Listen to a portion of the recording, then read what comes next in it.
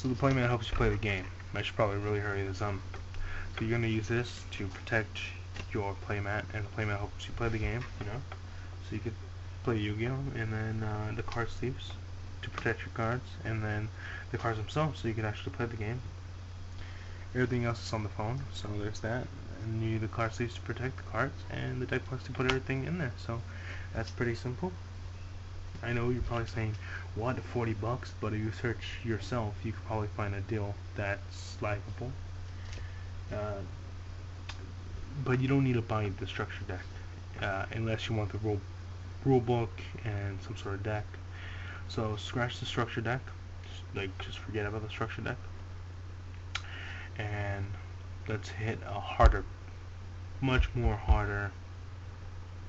Don't know if I should say in depth, but how to create a deck. Cards singly cost around like a 1 cent to $100 some. Now, this series is meant to reintroduce you, I guess, to Yu-Gi-Oh. You know what you need, and if you want to play in a tournament, don't. What I'm gonna say now is, at the time of posting this video, and you're probably, I don't know if you're watching this video as it's posted, but don't waste your money on very expensive things.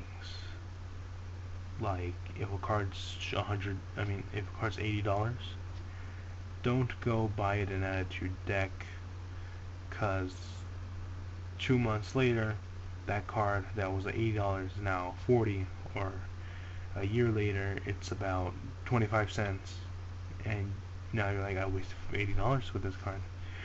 The game keeps turning and turning and turning, and it just keeps going and going. So let's say a card like this. I know this card's shiny, but let's say it's not shiny or whatever. Basically, someone on the internet's like, this card is very overpowered. You could add it into your deck, and it's gonna beat all. And so people raise the price of this card to 100, 170, and you're like, well, I want to use this card too. Now I gotta waste 170. But if you wait, the card's value goes down, while another card, let's say like this one, raises really high up. So now you're like, okay, I could buy this one. It's 25 cents now. This one though is probably 100 and something. So that's what I'm saying. It goes round and round like that. But there's also a reason why the card is priced that much, because it is a powerful card. But you can make a deck without those powerful cards. Those cards are cheap cards. Of course, there's rarities in this game, so this is a common card. I don't know all the rarities, but this is a common card, and this is basically a foil card, because it's shiny. Foil cards sometimes cost a little bit more than common cards. Sometimes they only come in a foil, so when looking for them, make sure you try to find the cheapest price on the common cards, because common cards are that common. But of course, they come from different sets and different series. So one may be common, but it may also come from an older set, and it may cost more than the foil version of the card. Just saying that. So make sure you find the cheapest deal on all the cards on Amazon. You could click new and used, and when you click that, it basically shows you. But make sure you see the tax and the price of the card, and when it's in the cart, make sure you click estimate your shipping and tax, so you know how much exactly the card's going to be cost. Because you don't want to be like, okay, these 8 cards are $5, and then it's like, nope, it's really $12 instead of $8 because of the shipping and the tax. So yeah, just double check, make sure. So let's get into deck making. So let's say you're about to buy this stuff, and you're like, okay, let's do it. I'm gonna say, don't try to play Yu-Gi-Oh competitive if you're getting into it, or trying to get into it. If you're trying to re-get into it, you probably already have all this stuff, and you can probably aim to try to go competitive. Go find a different video on that, because I'm not a competitive player. but this deck does not evolve around an archetype, or archetype as people pronounce it sometimes. This deck is, I think, what would be classified as a rogue deck. These mishmash of cards try to work together in order to achieve a goal, and their prices can range from very cheap to very high, but since they don't use an archetype, they're very cheap sometimes. But a card like this card is about $12 because it's only been printed once. So yes, I know. This card right here, called Cobalt Hedgehog, has been printed many times, and by printed I mean it's come out in different series and different booster packs many times. This one only came out once, so that's why there's a big price difference. Okay, that was my phone. I thought that was a 3DS telling me it's time on poker. I was like, oh yeah.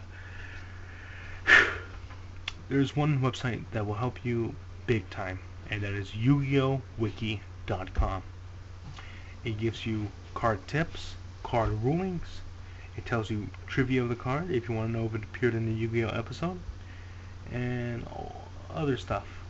Now, that website will be linked in the description, and everything I'm talking about will be found in the last video. Everything will be, links to things will be found in the description of those videos. So there's that. So let's see, I have a deck box, a card sleeves, playmat, and a play tube. So just from the expensive deck box that I added, and that's just the random stuff you're getting and not even looking around, it comes out to $43.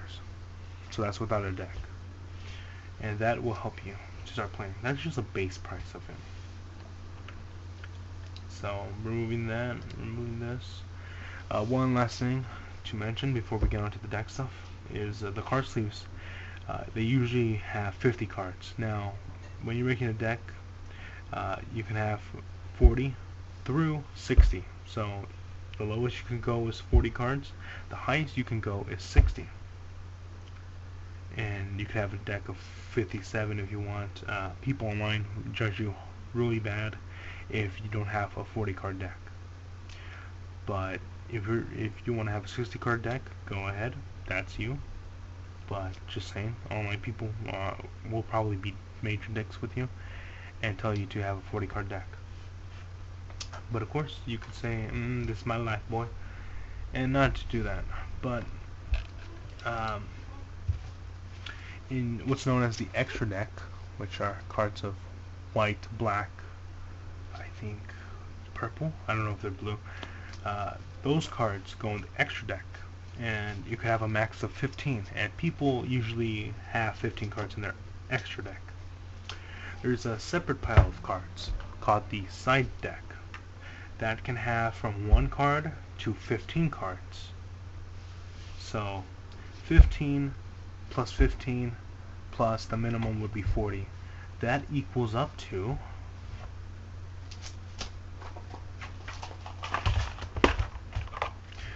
so I'm pretty sure it's obvious what it equals up to, but 40 plus 15 plus 15 will equal 60.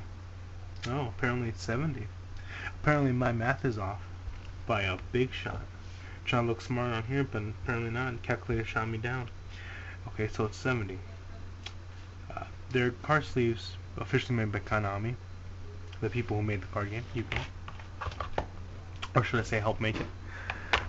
They sell card sleeves in a pack of 70. So if you have a whole 15 side deck and a whole 15 extra deck and then a whole 40 main deck, buy 1 pack of 70 card sleeves from Konami. They will be in the description if I could find them correctly. And there you go. Just buy that 1 pack and your whole entire deck is complete. I say buy 4 packs or 3 or 4, just cause when those card sleeves that you have on your deck vanish, you don't want to go waste more money, because you already made that investment. I have 3 packs of this, so when this one finishes, just get another pack. I don't have to waste money or anything like that.